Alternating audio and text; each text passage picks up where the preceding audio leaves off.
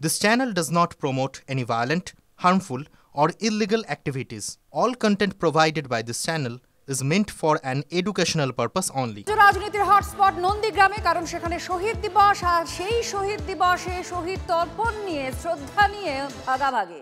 26-এর ভোটের আগে শহীদ দিবস উপলক্ষে যুযুধান তৃণমূল আর বিজেপি। নন্দীগ্রামে শহীদ দিবস পালন করছে তৃণমূল কংগ্রেস।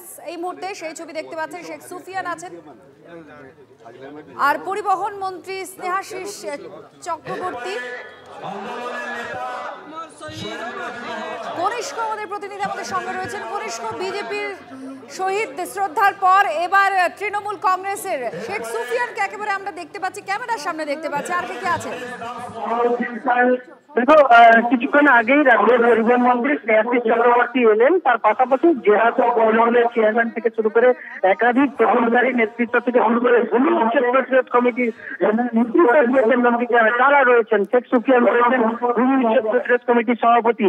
সব মিলিয়ে কিন্তু 10:45 নির্ধারিত সময়, এই নির্ধারিত সময় গোকুলনগর, নন্দীগ্রাম 1 ব্লকের গোকুলনগরের এই করপল্লী যে শহীদ বেদি রয়েছে সেখানে শ্রদ্ধা জানানো চলছে। এই মুহূর্তে কিন্তু মালা দিয়ে এই কিছুক্ষণ আগে পুরো এই বেদিটা, অর্থাৎ বিরোধী দলনেতা শুভেন্দু অধিকারী মাল্যদান করে দেওয়ার পরে সমগ্র শহীদ বেদিকে গঙ্গা জল দিয়ে ধোয়া হয়। তার পাশাপাশি যেসব ফুল দিয়ে সাজানো ছিল সেই ফুল টুল ছিঁড়ে ফেলা হয় বলে এমনটাই অভিযোগ করা হচ্ছে। তার পাশাপাশি কিন্তু দেখা যায় তৃণমূল কংগ্রেসের যারা অনুগামী রয়েছেন বা ভূমি উচ্ছেদ প্রতিরোধ কমিটির নেতৃত্ব, তারা কিন্তু নতুন করে জল দিয়ে ধুয়ে এবং ফুল দিয়ে আবার সাজিয়েছেন এবং সেখানে তারা মাল্যদান করছেন, শ্রদ্ধা জ্ঞাপন করছেন। এবং তারপরে তার পাশে শহীদ পাশেই যেটা 18তম বর্ষ শহীদ স্মরণ সভার মঞ্চ করা হয়েছে, অর্থাৎ বিরোধী দলনেতার সভামঞ্চের সেখানে কিন্তু তৃণমূল নেতৃত্ব এবং ভূমি উচ্ছেদ প্রতিরোধ কমিটির নেতৃত্বের পাশাপাশি রাজ্যের মন্ত্রী মানস ভূঁইয়া আসার কথা রয়েছে এবং পরিবহন মন্ত্রী রয়েছেন উপস্থিত। এবং তারা বক্তব্য রাখেন, বিরোধী দলনেতা যেসব বক্তব্য রেখেছেন তার পাল্টা দেন কিনা সেটাই এখন দেখার বিষয়।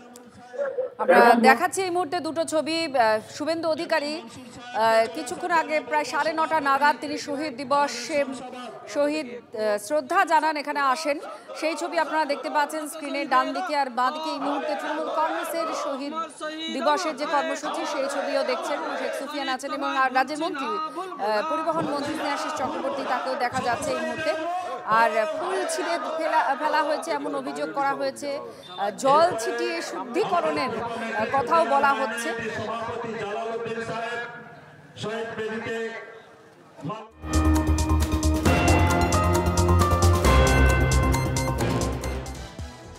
ক্যানিংয়ে বিক্ষোভের মুখে পড়লেন নওশাদ সিদ্দিকী। আইএসএফ বিধায়ককে কালো পতাকা দেখানোর অভিযোগ। এসআইআর এর প্রতিবাদে ক্যানিংয়ের সভা আইএসএফ এর। সভায় যাওয়ার সময় বিধায়ককে কালো পতাকা, কয়েকজন আইএসএফ কর্মীকে মারধরের অভিযোগও উঠছে।